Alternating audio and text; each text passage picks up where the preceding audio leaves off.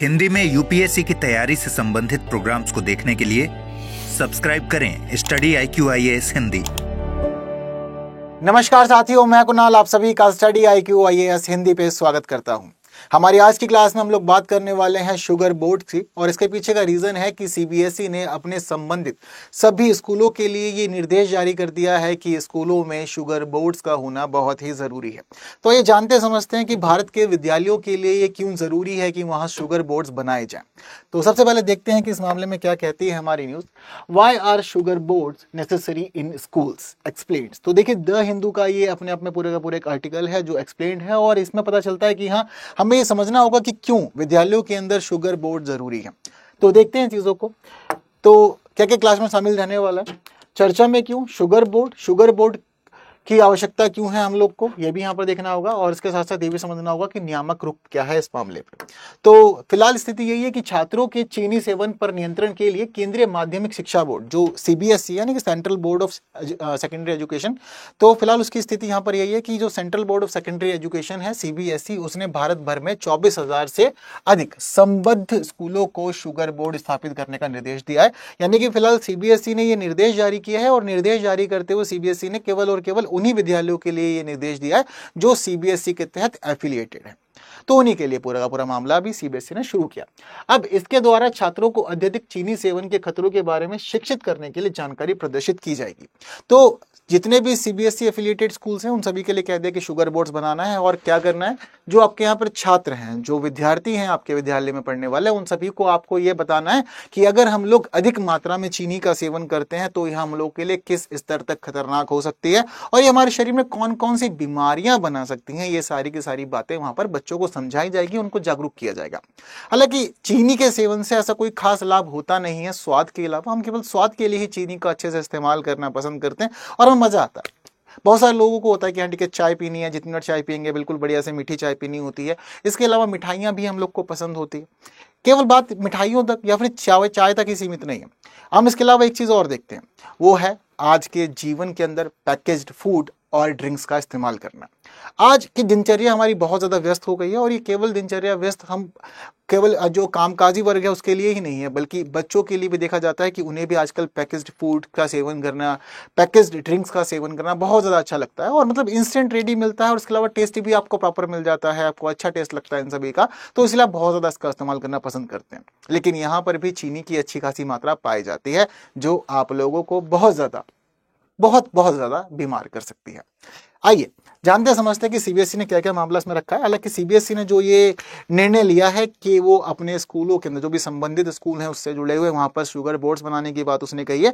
इस कार्य को, इस डिसीजन को प्रधानमंत्री नरेंद्र मोदी के द्वारा अपनी मन की बात में भी सराहा गया था, और इन्होंने अपनी मन की बात में कहा था कि ठीक है, सीबीएसई का जो ये इनिशिएटिव है, नया इनिशिएटिव, ये अपने आप में बहुत अच्छा है। तो यहाँ पर भी सराहना की गई थी।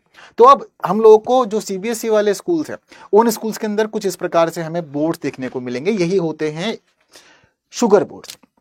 शुगर बोर्ड्स के अंदर दरअसल क्या होता है कि देखिए, अभी जो फिलहाल सीबीएसई ने कहानी शुरू की है, ये कहानी शुरू की है पैकेज्ड ड्रिंक्स के लिए, या फिर पैकेज जो जूस होते हैं उनके लिए कहानी शुरू की है। तो इसमें दरअसल क्या होता है कि एक बोर्ड के ऊपर अलग अलग बॉटल्स को चिपका दिया जाता है, या फिर उसका लेबल चिपका दिए जाते हैं, और चिपकाने के बाद में वहां पर यह बताया जाता है कि ये जो ड्रिंक है, ये ड्रिंक कितने ml की है, और इस ml वाली ड्रिंक के अंदर कितनी शुगर है, या साथ साथ ये दिखाया जाता है कि कितने चम्मच शुगर इसके अंदर डली हुई है। ये सब चीजें दिखाई जाती है, जिससे कि बच्चों को समझने में आसानी हो कि दरअसल जिस ड्रिंक का हम लोग सेवन कर रहे हैं, जितनी क्वांटिटी में सेवन कर रहे हैं, उसमें कितनी शुगर हमारे शरीर में जा रही है। हालांकि बात केवल यहीं तक ही समझना सीमित नहीं हो जाता है, इसके साथ साथ ये भी समझना हमें होता है कि हमारे शरीर के लिए दैनिक आधार पर कितनी शुगर यानी कितनी चीनी आवश्यक है। इसके साथ दूसरा पहलू यहां पर यह भी जुड़ा हुआ है कि अब अगर हम लोग एक्सेस शुगर का इस्तेमाल करते हैं, ज्यादा चीनी इस्तेमाल करते हैं, तो जरूरी है कि उसको हम लोग संतुलित करें, और संतुलित करने के लिए हम लोग को अपनी दिनचर्या के अंदर बदलाव करने भी जरूरी होते हैं। और लिटरली एक खास बात मैं आप लोग को बताता हूं कि अगर आप भी शुगर का बहुत अच्छी मात्रा में इस्तेमाल करते हैं तो कंट्रोल करने की आवश्यकता है, और अगर आप कंट्रोल कर लेते हैं तो समझिए कि आपको खुद ही अपने शरीर के अंदर बदलाव महसूस होंगे, और ये बदलाव आपको 15 दिन के बाद ही महसूस होने शुरू हो जाएंगे कि शरीर में चीजें परिवर्तित हो रही हैं, काफी कुछ नया चल रहा है। रहा है। ठीक है, तो इस प्रकार के शुगर बोर्ड्स बनाए जाएंगे। तो इससे जुड़ी चीजों में क्या पता चल रहा है, दरअसल कहानी जो है शुगर बोर्ड्स की शुरू हुई थी 2 साल पहले। एक इन्फ्लुएंसर है और उन इन्फ्लुएंसर ने एक वीडियो के माध्यम से ये कहा था कि स्कूल्स के अंदर हमें शुगर बोर्ड्स बनाने चाहिए, एक अभियान शुरू करना चाहिए शुगर बोर्ड्स के लिए। हालांकि बात केवल यहीं से शुरू हुई थी, लेकिन जब ये बात आगे बढ़ी तो ये बात अलग अलग लोगों तक पहुंची, विशेषज्ञों तक पहुंची, फसाई तक पहुंची, साथ साथ ये बात सीबीएसई तक भी पहुंची। उसके बाद में हम लोगों ने ये चीज देखा, तो अभियान शुरू करने के लिए बात इन्होंने कही थी और साथ साथ ये कहा था कि देखिए बोतल में एरेटेड ड्रिंक या पैकेज्ड फ्रूट जूस जो होते हैं उनमें मौजूद चीनी की मात्रा का दृश्य प्रतिनिधित्व शामिल है। ठीक है, अब यहां पर क्या करना है, आप बच्चों को थोड़ा ना इंटरेस्टिंग करके कोई चीज समझाओगे तो अच्छे समझ में आएगी। अगर बच्चों को हम लोग लेक्चर्स देकर समझाएंगे ना तो बच्चों को समझ में नहीं आएगा, उनको लगेगा कि ऊपर से बात निकल गई है। तो हम लोग बच्चों के लिए क्या कर सकते हैं, हम बच्चों के लिए कर सकते हैं डू इट यूरसेल्फ। ठीक है, DIY इसको कहा जाता है, डू इट यूरसेल्फ, यानी कि खुद से करो। आपको हम चीजें बताएंगे, आप करो। तो बच्चों को ना एक्टिविटीज करने में बड़ा मजा आता है कि ठीक है अलग अलग चीजें कर रहे हैं, तो इंटरेस्ट भी आ रहा है और इंटरेस्ट के साथ साथ वो क्या कर रहे हैं, एक्टिविटीज में लर्निंग भी उनके लिए हो रही है, यानी कि साथ साथ उनको सीखने का मौका भी मिल जा रहा है। तो बच्चे ऐसे अच्छे सीखते हैं। तो इसलिए कहा गया था कि भाई ठीक है, बच्चों को मजेदार और दिलचस्प तरीके से आप ये समझाइए कि अतिरिक्त चीनी के सेवन से क्या क्या खतरे हैं और उन सभी के बारे में जागरूक कीजिए। स्कूल के अंदर जरूरी है कि आप लोग एक काम कर सकते हैं, डू इट योरसेल्फ कर सकते हैं, ऐसी वर्कशॉप आयोजित कर सकते हैं जिसमें आप बच्चों को समझाइए, बच्चों को बताइए कि कैसे एरेटेड ड्रिंक्स या पैकेज जूस की बोतलें बोर्ड पर चिपकाई जाए और चिपकाने के साथ साथ उनके बगल में एक पैकेट में चीनी की मात्रा भी रखी जाए और साथ साथ वहां पर यह भी बताया जाए कि उत्पादन में जाने वाली चीनी के चम्मचों की संख्या कितनी थी, उस उत्पाद के अंदर जो चीनी के चम्मच गए हैं वो कितने चम्मच चीनी डाली गई है, ये वाली बात भी यहां पता चल जाए।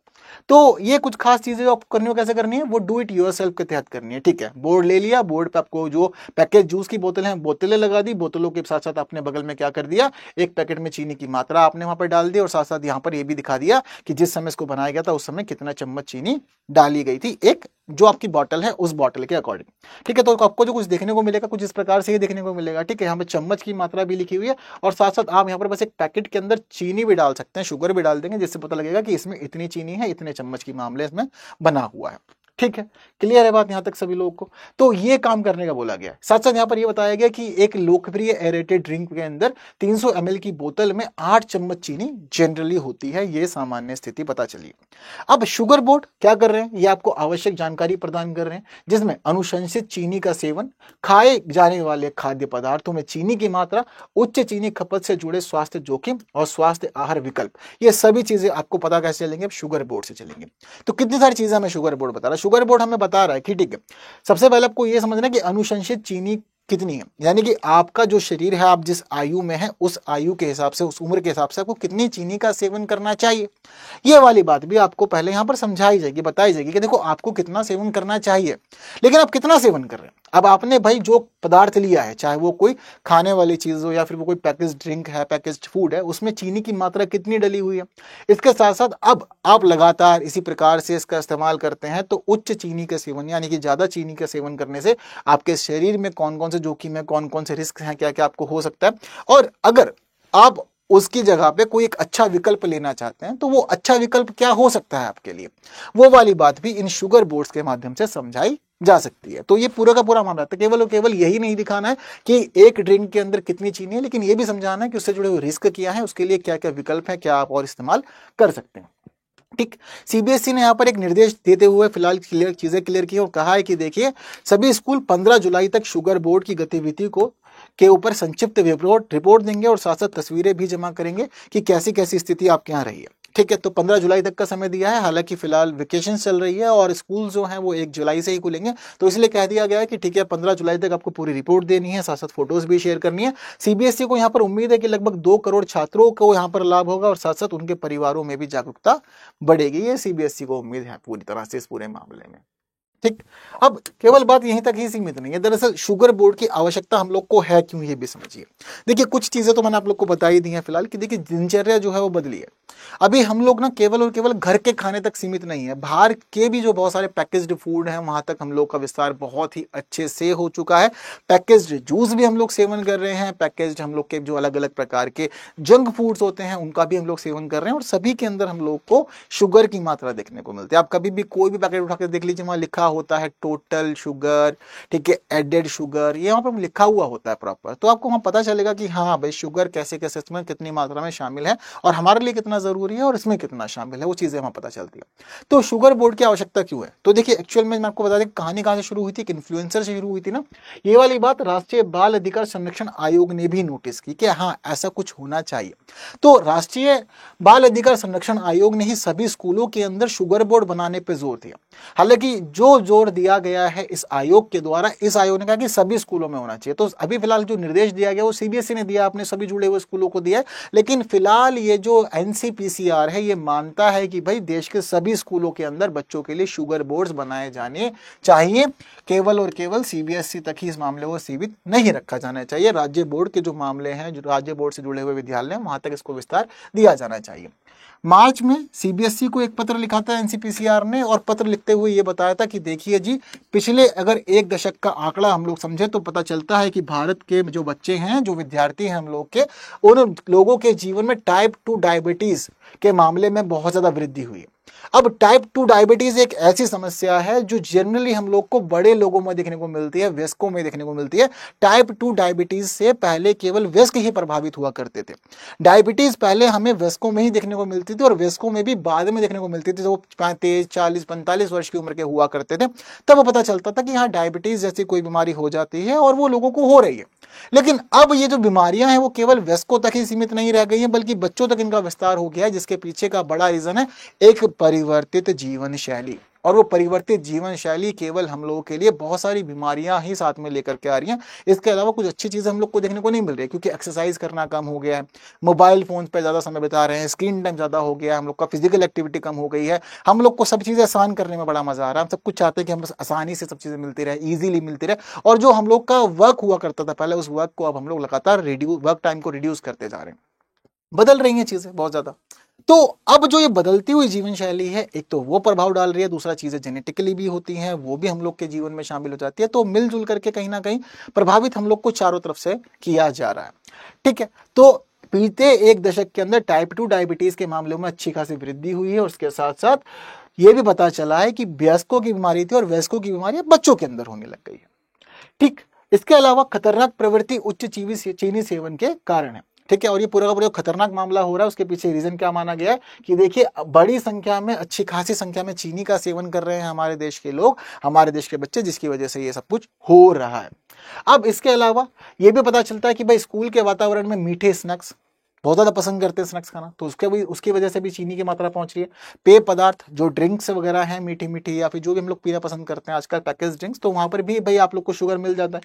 प्रसंस्कृत खाद्य पदार्थ, तो प्रोसेस्ड फूड जो होते हैं वहां पर भी चीनी की मात्रा होती है। तो ये बहुत ही आसानी से मार्केट में उपलब्ध है, और आसानी से मार्केट में उपलब्ध होने के कारण इसके जो इंग्रेडिएंट्स हैं वो हम लोगों के लिए खतरनाक बन रहे हैं, जिसमें से एक शुगर बहुत अच्छी है। ठीक है, इस पूरे मामले में भूमिका निभा रही है। अब भारत के बच्चों में हमें पता चलता है कि जैसे तो टाइप 2 मधुमेह के मामले में या टाइप 2 डायबिटीज के मामले में कोई प्रॉपर जनसंख्या आधारित डेटा हम लोग के पास नहीं है। ऐसा नहीं है कि मतलब प्रॉपर डेटा हो, हालांकि प्रॉपर डेटा की मांग लंबे समय चल रही है कि हम लोग के पास में एक प्रॉपर डेटा होना चाहिए टाइप 2 डायबिटीज का अपनी पॉपुलेशन के आधार पर। लेकिन फिर भी जो अनुमान है वो ये कहता है कि भारत में टाइप 2 डायबिटीज की स्थिति जो है वो प्रति लाख जनसंख्या पर 397 यानी कि 397 है। 1 लाख जनसंख्या पर 397 की स्थिति टाइप 2 डायबिटीज की चल रही है। और ये समझिए कि पूरी दुनिया में ये सेकंड लार्जेस्ट है।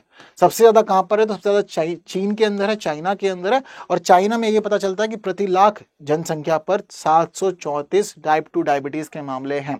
लेकिन भारत में कोई बहुत ज्यादा अभी फिलहाल स्थिति अच्छी नहीं है। भारत में भी हम लोग देख रहे हैं कि अच्छी खासी संख्या में हमें टाइप 2 डायबिटीज के मामले देखने को मिल रहे हैं, और पूरी दुनिया में सेकंड है। तो उसका मतलब ये कि स्थिति गंभीर है, क्योंकि बाकी और देश तो हम लोगों से पीछे ही चल रहे हैं।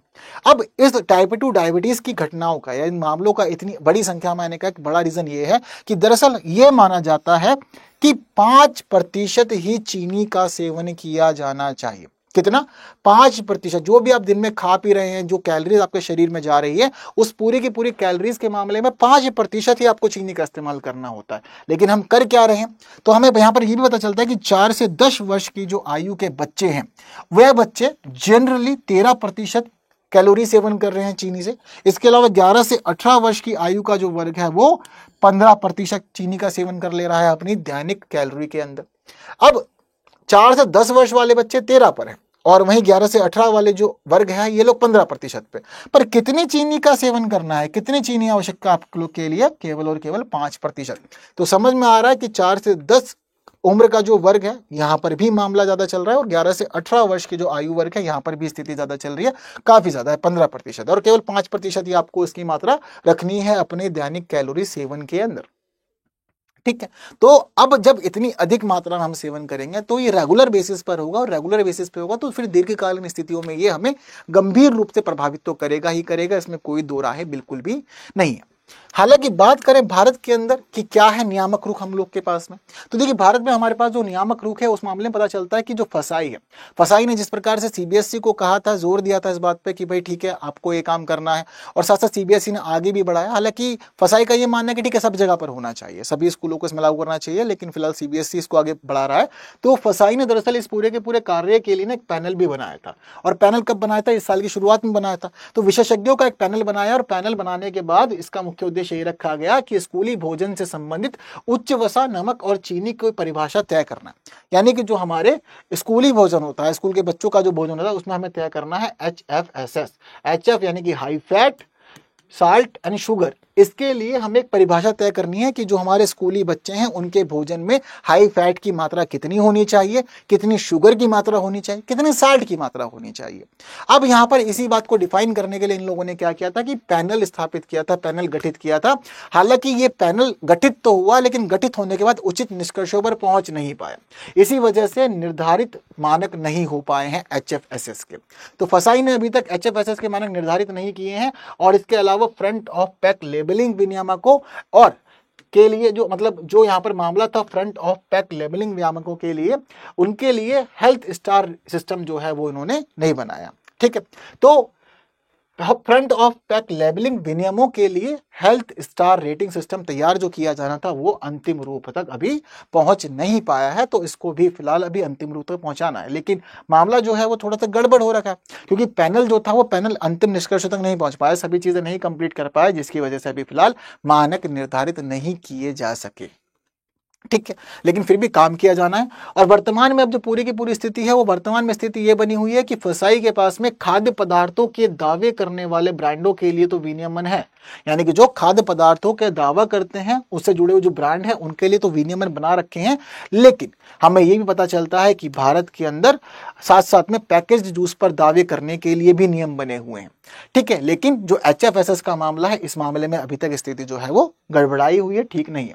कम चीनी का दावा केवल तभी किया जा सकता है जब किसी उत्पाद में प्रति 100 ग्राम में 5 ग्राम से अधिक चीनी ना हो।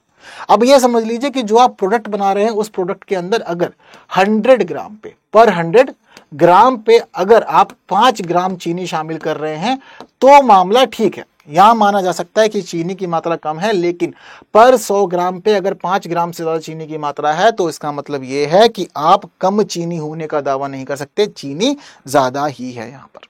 ठीक है, तो पैकेज्ड फूड के लिए भी हमारे पास में नियम हैंगे। इसके अलावा खाद्य पदार्थों के दावे करने वाले ब्रांडों के लिए भी विनियमन अपन लोग के पास में बने हुए हैं देश के अंदर। और स्थिति क्या है वो ये बना रखी है कि इन्होंने हर जो प्रति 100 ग्राम की स्थिति उसमें 5 ग्राम चीनी को ये अनुमति देते हैं। लेकिन अभी जो दिक्कत है वो ये है कि भारतीय आबादी के लिए HFSS यानी कि हाई फैट साल्ट शुगर की खपत करने के लिए कट ऑफ तय अभी नहीं किया गया, तो उस पर काम किया जाना चाहिए। अब आप लोग ये सोच रहे होंगे कि जब फसाई ने ही अभी कट ऑफ नहीं बना रखा कि हाई फैट साल्ट और शुगर के लिए क्या होना चाहिए, तो हम लोग देश में निर्धारित कैसे करते हैं? तो देखिए हम लोग देश में निर्धारित करते हैं WHO के थ्रू। तो देखिए दरअसल विश्व स्वास्थ्य संगठन ने इस पूरे मामले के लिए कट ऑफ बना रखी है, तो उसी की कट ऑफ का हम लोग इस्तेमाल करते हैं। और WHO के दिशा निर्देश ये हैं कि वयस्कों और बच्चों में दैनिक चीनी सेवन को 25 ग्राम तक सीमित किया जाना चाहिए। यानी कि आप दिन भर में जितना भी खा पी रहे हैं उस पूरे के पूरे मामले में केवल 25 ग्राम ही चीनी रहे तो अच्छा, या फिर अधिक से अधिक आप 6 चम्मच चीनी, सामान्य तौर पर अपने चम्मच की मात्रा में समझना चाहे तो इतना समझ सकते हैं कि दिन भर में चाहे जो भी चाय पी रहे हैं, दूध पी रहे हैं, स्वीट्स आप खा रहे हैं या कोई पैकेज ड्रिंक्स ले रहे हैं, पैकेज फूड ले रहे हैं, उसमें 6 चम्मच से ज्यादा चीनी नहीं होनी चाहिए। अगर 6 चम्मच से ज्यादा चीनी रहेगी तो ये आपके लिए खतरनाक हो सकता है। तो WHO ये कहता है। हालांकि ये बात तो WHO की है और WHO ने ये मानक पूरी दुनिया के लिए बना रखा है, ये विश्वव्यापी है। लेकिन जो विशेषज्ञ हैं उनका ये कहना है कि भारत के लिए तो कट ऑफ कम होना चाहिए। भारत के लिए 6 चम्मच की इस स्थिति को हम स्वीकार नहीं कर सकते और भारत के लोगों के लिए यहाँ पर गंभीर दिक्कतें हो सकती हैं। इसके पीछे रीजन ये है कि लोग बताते हैं, यानी कि जो विशेषज्ञ हैं वो ये कहते हैं कि देखिए दरअसल जो भारत का स्वदेशी डेटा है वो हमें बताता है कि भारतीय लोगों की आनुवंशिक बनावट इस प्रकार की है कि वो दिल के दौरे के लिए अधिक प्रवण होते हैं, यानी कि उन्हें दिल का दौरा अधिक मात्रा में आ सकता है, संभावना ज्यादा रहती है। तो इस मामले से उन्हें सुरक्षा देने के लिए जरूरी है कि उन्हें डायबिटीज ना हो, और डायबिटीज से बचाने के लिए यह जरूरी है कि शुगर के कट ऑफ आप और कम करें, जिससे कि भारतीय लोग कम से कम मात्रा में चीनी का इस्तेमाल करें और उनका जीवन सुरक्षित रहे। हालांकि हमें देश भर के अंदर अध्ययन करके इसके तहत एक महामारी विज्ञान के डेटा की भी आवश्यकता है, यानी कि हमें स्टडी करनी चाहिए, देश के अंदर लोगों को जानना समझना चाहिए, उनसे बातें करनी चाहिए और उनसे बातचीत करके जो स्थिति है देश के अंदर उस मामले पर एक डाटा भी हम लोग को तैयार कर लेना चाहिए। और ये जो डाटा हम लोग तैयार करेंगे, इस डाटा के मामले में कहा गया है कि ये डाटा आहार सेवन की निगरानी करेगा होगा और साथ साथ बॉडी मास इंडेक्स, इंसुलिन प्रतिरोध, लिपिड प्रोफाइल, जैव रासायनिक मानदंडों आदि चर पर तैयार इसको किया जाएगा। तो यानी कि जो डेटा तैयार करना है लोगों के साथ जुड़ करके, उसके अंदर काफी सारे फैक्टर्स होने चाहिए। इन सभी फैक्टर्स को शामिल किया जाएगा तभी जाकर के डेटा अच्छा हो सकता है और हम लोगों के लिए बहुत मददगार होगा, अन्यथा परेशानियां काफी हो सकती हैं। तो इस वजह से हम लोगों के लिए फिलहाल अब मामला जो है वो जरूरी है कि चीनी की मात्रा को कंट्रोल किया जाए। हालांकि मैं आप लोग को लिटरली एक खास बात बता देता हूं कि अगर आप चीनी का सेवन नहीं करते ना तो आप लोग को कोई परेशानी होने नहीं वाली है। हम लोग दरअसल जो भी करते हैं ना वो जीभ के स्वाद के लिए करते हैं, सारा मामला जीभ के स्वाद का ही यहाँ पूरी तरह से बना हुआ है। अगर मैं लिटरली बताऊं तो मैं खुद बहुत ज्यादा दूर रहता हूं चीनी से और मुझे नहीं पसंद। मतलब ये समझ लीजिए कि मतलब जो मेरा पीछे पहले तो खैर काफी ज्यादा था, लेकिन मामले को कंट्रोल किया गया और कंट्रोल इस तरह से किया गया कि जो मेरे तक मेरा पिछला जो 5-6 महीने का सफर रहा है, इस दौरान मैंने चीनी की मात्रा को बिल्कुल शून्य के लगभग ही कर दिया। हम नहीं खाते, मतलब पूरे दिन हो जाता है, दिन हफ्ते महीने बीत जाते हैं, नहीं होता। कभी बहुत रेयरली होता है कि मतलब हम लोग कभी कुछ स्वीट खाने को मिल जाए, अदरवाइज ये होता है कि पूरा अवॉइड करते हैं।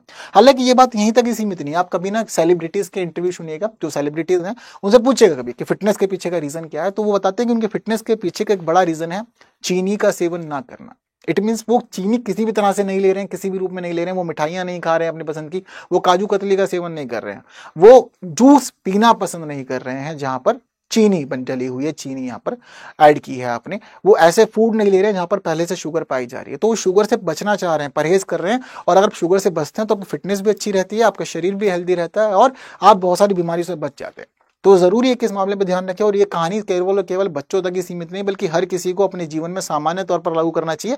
हालांकि सीबीएसई का जो इनिशिएटिव है ये अच्छे स्तर पर है, अपने आप में बहुत अच्छा है। प्रधानमंत्री ने खुद इस बात की सराहना की है, क्योंकि केवल हम लोगों को तकनीकी उन्नति नहीं करनी है, सुरक्षा के मामले में ही अपने आप को मजबूत नहीं रखना है, ये भी जरूरी है कि शरीर हम लोग का अच्छा रहे। और जैसे कि प्रधानमंत्री नरेंद्र मोदी ने फिट इंडिया मूवमेंट शुरू किया हुआ है, हर साल ये योग दिवस भी मनवाते हैं, पूरी दुनिया के स्तर पर योग दिवस मनाया जाता है, जैसे कि इन्होंने आह्वान किया था। उसके बाद फिर यूएन ने शुरू भी कर दी चीजें।